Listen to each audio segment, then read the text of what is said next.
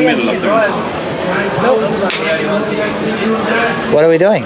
So, I just ask you some questions. Oh, okay. You're asking me questions. The other way around. Yeah, well, Oh, exactly.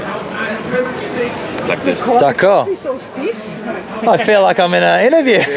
No, well, one question I have is, because it's actual, when you have, when you have won so many races, and you must be confident before every race. Like right now, I know I did the training right and everything, but I sometimes have still some doubts. How do you handle that? Do you know that? Everyone. I think everyone has those. I'm a nervous wreck. I just don't outwardly like to show that. I've always believed that the key to success is creating fear and doubt in your competitors, because we all have the same insecurities, where every great athlete I've ever met is insecure. The great Simon Lessing, Greg Welsh, Yeah. when you get to know them, they're insecure about their ability, and I'm very insecure about my ability, because you know your weaknesses better than anybody else. So I just really try and stay relaxed and try and back the positive things you've had, your positive training, and know that when it comes down to it, it's just a matter of being stubborn and suffering, and I know I control that. So That's true. I have absolute control over that. So there's nothing to win any race. You need to be prepared to suffer, and if I quit, I quit.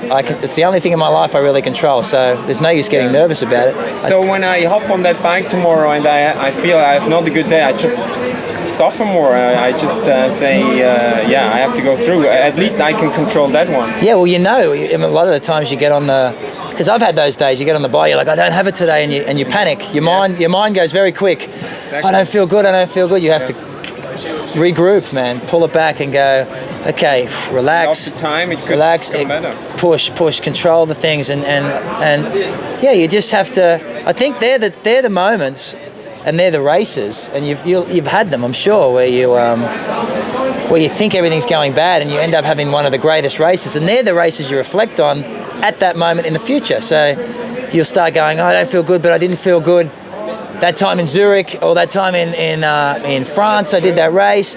Just concentrate, stay strong, stay committed, and a lot of it will come around. And the races where I've had terrible races, I often look back at them and I quit. Yeah. It was me, like I just said, I can't do this, and I walk and I quit and I stop and I'm angry at myself after the race. Yeah. And so I always say to myself in the race, hey man, this is the moment, and you have complete control, and just regroup, calm, relax, and get control, and then start again, reset. It's like a reset button, and I had that in Ironman Hawaii 2008. Yeah. When I wanted to quit after 120k on the bike, because everybody was reeling me in again, and then they disappeared.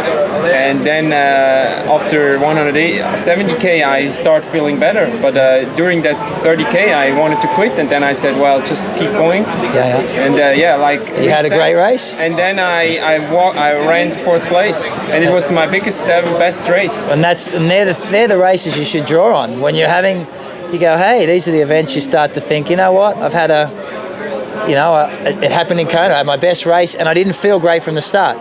I had such a bad patch, and yet I still had my greatest ever race. So I always think, a lot of the time you think your best races are because you feel good from start to finish. And you had that as well now in 2000, like last year, you felt sometimes weaker? Yeah, lots of times. But I think my best race ever in Hawaii, outside of last year, before last year was my best race ever. But it was the year before. 4th place. 4th place. I didn't have the first, and I didn't have, a lot of the time you always take the result as being. So it's not always the way. No, you take the result out of the equation. People look only at wins and not at performances. Totally. And with yourself, you shouldn't do that. And for myself, honestly, my 2009 race in Hawaii is one of my best ever. I was gone, like absolutely gone. And you came short only 4 minutes. Gone. And I had my worst ever swim. I rode the bike so like with the guys that I was like, and the whole time I'm frustrated because I want to be where I normally am. I'm like, regroup, calm down, and I'm so happy with myself that I was able to pull myself together so many times in that race. The hardest race. Yeah, and then you went past everyone. I fell apart in the marathon. I regrouped again, and you take, okay, I got fourth, but I take more from that race as an athlete, and I think that race set me up to win in 2010 because I went, you know what, if I can endure that, I'm a mature athlete now. I can suffer, I can regroup, I can come back, and I can do it again multiple times in a race. That's what gave you the confidence. Gave you the confidence. And so confidence is something you control. So you should always remember that. And remember, I always say to people, everyone has those fears. If you can create doubt, which you have done here in Switzerland, that's the thing. People are scared to race you here because they're fearful of you. You've created a fear in them, and you can create that in other athletes for many things. And it's just common nature for people to set themselves up for comfort. Like they're like, I don't want to go. Ronnie's unbeatable, so I'll take second. And the thing is, if I race tomorrow, the one is already. I have to do it. What happens? I don't know if I'm back in the swim. My mindset is already I need to win. There is no other solution. So maybe I'm just doing what I have to, and the other guys do it as well. So, yeah. I don't know. Yeah. No. So sometimes I want to go as quick as possible to the front, but you have to be careful and not to overdo it because it's a long race. But it's hard when you know I want to be in the first place, but you're 3 minutes back. Yeah. You cannot just say, okay, I go 10K fast and then I'm in the front. You need some patience. Patience, man. It's an 8-hour day, and I got some simple advice from a friend last year before Kona, and this guy's never raced Hawaii. And he said to me, Chris, the race finishes at the pier. Remember that. It finishes at the pier. It doesn't finish off the bike. It doesn't finish out of the energy lab. It finishes at the pier. So you race that race and you focus until you get back to that pier. And you hear it many times when you're a kid. Run across the finish line. But as I say, Ironman racing, don't ever always... That's the hardest thing. That's the thing. Remember, it's the finish line's back here. It's first back to here. So you need never panic. You always stay in control. Right. And when you have that relaxation, I think last year my race was so good there because I was so relaxed. I was so astute with my let Raylo catch me. I don't care. Yeah. I just got to be back to the pier before him. I can out-sprint this guy. You make decisions more rationally as opposed to panic when your mind is fast. Oh, I'm behind. I've got to catch up, man. He runs good. You start making irrational decisions. You need to trust your power, man. Trust it, trust what you have. Normally when a guy catches you, the guy who catches you wins, but you kind of let it happen. Yeah, but you just I think you always remember it's the only thing you control is what happens. Everything else in life you really don't have much control over things. But when you're in that moment in a race and you're hurting, you have two simple choices: slow down or keep pushing. It's pretty basic when you break it down. Like that's it. And if you are deciding, if you make a rational decision and go, okay, this is too quick, I know it's too quick, I'm going to back off, then you live with that decision. You go, you know what, it's the right one. Don't second guess yourself. And people, when you start second guessing yourself, it's because you're panicked. Panicked, yeah. Yeah, so never second guess the decisions. You go, okay, too quick. And that's, I think, with Raylo, when everyone said he caught me, I never second guessed my decision to let him catch me. It was too fast for me. I was running too quick, and I would not have got out of the energy lab if I ran that quick. Yeah. So I said, you know what? I've got 2 minutes. Relax, breathe, rest, and then we go again. And he's a human being. He's like, all these guys are humans. They're going to have to fatigue as well. That's for sure. They're going to get tired. It's an Ironman. So, and it worked in my favour. And that's you never second guess yourself, man. I think success, when you look at the great athletes, and especially the ones who win Kona, Alexander's, anyone who wins any Ironman, they make a choice. Like you winning here, you attack on the bike, or you do what you do, and you don't think, you never second guess. And the guys who second guess tend to come second, third, fourth. The guys who commit and say, you know what, this is my run for the title, this is it, then they tend to run away with it because it feeds itself. It feeds its own confidence. Oh man, I'm on. I know that feeling. Yeah.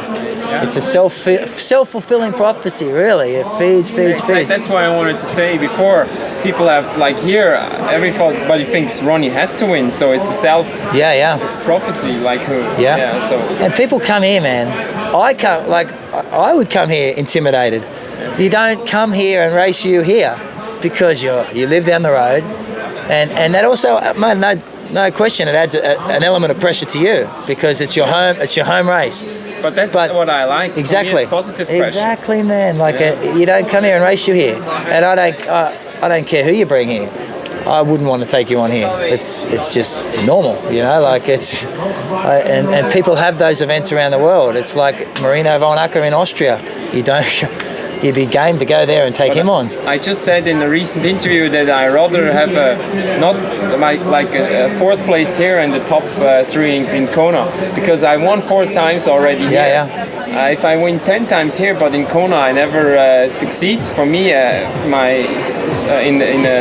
always want to get better. So here I already won 4 times. I can only do 5, okay, but that's not a step up for me. I want to improve my race also in Kona, and but for sure tomorrow is the most important day, but then also I see it a little in another perspective to in my sportive career to step up. Well, you're young enough, and the thing I think these races have a lot of pressure, and you don't feel it, but when you start doing a lot of Ironmans, a lot of races, there becomes a level of expectation you put on yourself and a level of expectation other people have of you. And that pressure can wear on you over a season. And and I see a lot of guys, they do a lot of these big races in a year, and by Kona they're fried. They're fried. And it mightn't be the physical side, it's just the anguish. And I think more than any nation on the earth, Germany has that with their athletes racing German events. They expect so much. And I read that with the German guys by applying more pressure coming into Kona. They couldn't handle it. And they can't handle it. And Kona for you is going to be, I think you come out of here, you're in a good place. It's just a matter of getting your preparation right. You're physically capable of doing it. You've shown that, and understanding what you're capable of doing there. You've got many years to perform there, but I know the feeling of, hey, I want it now, and there's no reason why it can't be now. And you just need to put those things in place, and I would want nothing more than to see you win Kona. I'd be happy, man. I'd be really happy. Let me do a short cut for a second.